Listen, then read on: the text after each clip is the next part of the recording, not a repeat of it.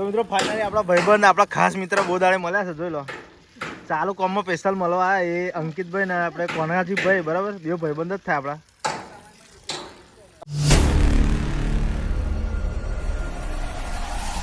Welcome back to my video મિત્રો. Good morning, જય શ્રી કૃષ્ણ, જય માતાજી. ફરી એકવાર આપણે આવી ગયા છે મયુરકાના ખેતરમાં. હવે તમે વિચાર કરતા હશો ઝાર હોય તો આપણે મયુરકાના ખેતરમાં જ કમાઈએ છીએ.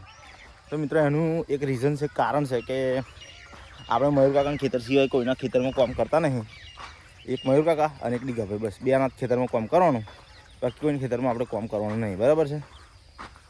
તો અલ્પા પહેલી પાઇપમાં બહુ અટ્યો છે.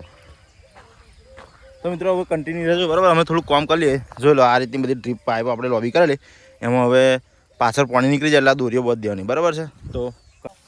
તો મિત્રો ફાઉન્ટેન જો, આ ડ્રીપનો ફાઉન્ટેન છે, એટલું બધું પાણી ઉડે.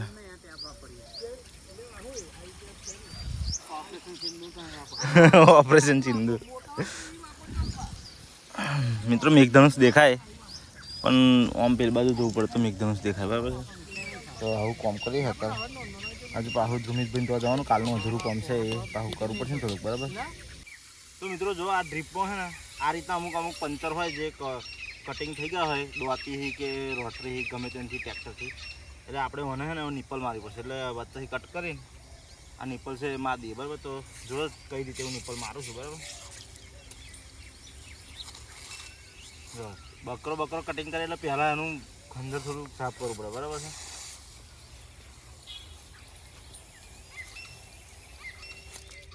જો આ રીતે મિત્રો કાપી નાખવાની, પછી ઓના વડે સેદર વાળીને મિલી દઈએ. બરાબર.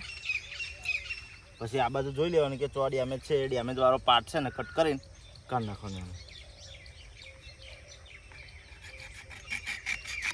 એટલે આ ડેમેજ વાળો પાર્ટ હતો એ કટ કરીને નીકળી ગયો. હવે આ નિપ્પલ છે ને, આ નિપ્પલ 70-70ની છે, આપા 70 ને આપા 70. બરાબર. એટલે પહેલાં આપણે આ બાજુ ઘાલી દઈએ 70. હા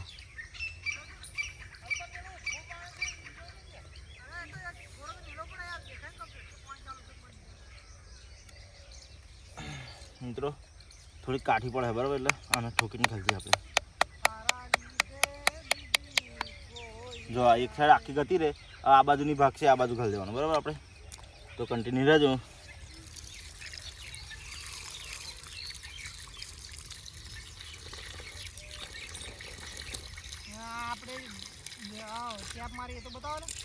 હા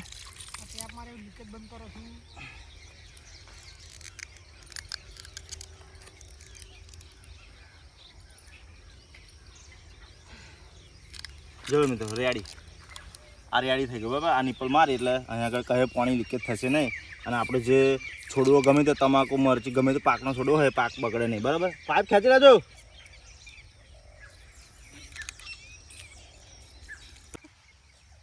આ ટેપથી આપણે આ લીકેજ બંધ કરીશું. તમે ખાલી જોજો લીકેજ બંધ આપણે કરીએ, ખાલી તમે જોજો. પહેલો રાઉન્ડ તો એમને મારી દેવાનો જોશથી ખેંચીને, અને બીજા રાઉન્ડમાં પાણી બંધ થવાની સંભાવના ફૂલ છે. જો સક્સેસફુલ લીકેજ બંધ. મિત્રો ટ્રીપનું પતી ગયું અને અમે આવી ગયા છે. હવે ઘેર જવા નીકળીએ છીએ. એટલે આપણે બધા મંદિરે ઊભા હતા, પણ પેલા કિરીટ કાકા કશું કહે નવો ઓર્ડર આલા એવું લાગે કોમનો. બરાબર છે. એટલે અર્જુન કાકા અલ્પેશભાઈ વાત કરે છે એમની જોડે, અને હું આ બાજુ વિડીયો અપલોડ કરું છું યુટ્યુબમાં. બરાબર. કાલનો આપણે વ્લોગ જે છે અપલોડ કરો એટલે 5G અહીં પકડે છે, એટલે મારે બે નહીં કરવું પડે. તો મિત્રો આપણે અર્જુન ઘરની જોડે આ બાજુ એક ગુંદાનું ઝાડ છે, એના ઉપરથી ખિસકોલીનું બચ્ચું પડ્યું છે નીચે. એટલે બીબાએ ને કેવલે એનું રેસ્ક્યુ કરી. બરાબર. તો જોઈ લો બચ્ચું, બચારા પર બધી કીડીઓ ફરી વળેલી, બચ્ચાની હજુ આંખો ખુલી નહીં. મિત્રો બહુ નાજુક છે બચારું ખિસકોલીનું બચ્ચું. બરાબર. એટલે આપણે રેસ્ક્યુ કરીએ છીએ, સેફ જગ્યા પર મૂકીએ. બરાબર. ઉપર મૂકી દેજા, મારો હોય ને એમાં તો મૂકવી પડશે. બરાબર છે. તો મિત્રો કેવો ને બીવો બે જણા રેસ્ક્યુ કરવા જાય છે, એના ઘરમાં પકડી દેવાનું. બરાબર. છેક ઉપર જ જો એનો મારો છે ને તો. બરાબર. કેવા ધીમે જોઈને જજો. હા છેક ઉપર છે મારો એનો, જોઈ લો. તો મિત્રો ફાઇનલી આપણે આવી ગયા છે ધ્રુમિતભાઈ ત્યાં. બરાબર. જોઈ લો ટ્રોલી એક સાઈડથી પાટિયા ખોલી નાખે છે, અને જે આ બે પાટે આપણે રેડી કરી દીધેલો બરાબર, જોઈ લો આ રીતનું નીચેનું બધું ખવાઈ ગયેલું હતું, એટલે નવી પ્લેટ લાવીને કટિંગ કરીને આટલું લગાવી દીધું બરાબર. બિલ્ડિંગ બધું રેડી કરી દીધું છે. બહારથી પણ જોઈ લો તમે, કહીએ ગેપ ના દેખાય કશું જ નહીં બરાબર. એટલે એ રીતનું આ પણ કરી દીધું છે. તો મિત્રો બીજા બે પાટિયા લગાવી દીધા, પણ સારું અચાનક જ લાઇટમાં કંઈક ફોલ્ટ થયો છે. મીટરમાં લાઇટ ચાલુ છે, મીટરમાં લાઇટ બતાવે છે, પણ આ બોર્ડમાં જ કંઈક લોચા હોય એવું લાગે. પેલા બોર્ડમાં હવે નહીં પેલો ગોરો ચાલુ થતો કે નહીં અમારું મશીનવાળું બોર્ડ ચાલુ થતું હોય કંઈ, એટલે કોમ એકદમ બ્રેક વાગી ગઈ છે. તો મિત્રો આપણે બપોરે લગભગ 12:30 વાગે જેવા ઘેર જતા રહેલા, ખાઈ બેન પાછા 3 વાગે આવ્યા, પણ આ હારી સ્વિચ હજુ હમી થઈ નહીં. જો આ સ્વિચના પ્રોબ્લેમના લીધે વેલ્ડિંગ જ બરાબર નહીં ચાલતું. જેવું વેલ્ડિંગ ચાલુ કરે એવું એ સ્વિચ ટ્રીપ મારી જાય ને બંધ જ થઈ જાય, આખું પેલું બોર્ડ બંધ થઈ જાય. એટલે પહેલાં આ સ્વિચને હમું કરવું પડશે શું થયું બરાબર. તો બરાબર હવે અમારે જો બોર્ડની જરૂર નહીં, મીટરમાંથી ડાયરેક્ટ નહીં, જે આવે ને મીટરમાં જઈને પછી જે આપણો બોર્ડમાં ઘાલવાનો જે વાયર આવે ને એમાંથી અહીંયા આગળ ડાયરેક્ટ આલી બરાબર. મેન સ્વિચનો પ્રોબ્લેમ છે એટલે હવે લાઇટ બાઇટ જવાનો કોઈ પ્રોબ્લેમ નહીં, ખાલી લાઇટ જો જતી રહે તો જ પ્રોબ્લેમ થાય બરાબર. તો મિત્રો ફાઇનલી આપણા ભાઈબંધ આપણા ખાસ મિત્ર બહુ દાડે મળ્યા છે. જોઈ લો ચાલુ કોમમાં સ્પેશિયલ મળવા આવ્યા એ અંકિતભાઈ ને આપણે કોનાજીભાઈ બરાબર, બે ભાઈબંધ જ થાય આપણા. હા હવે થોડાક જ સમયમાં એવા કમબેક કરવાના છે, બહુ એકદમ હાર્ડ કમબેક, ખતરનાક બરાબર. હા સાચી વાત. હાર જઈને ફટાફટ. હા વાઈફાઈ બતાવજો કમ્પ્લીટ.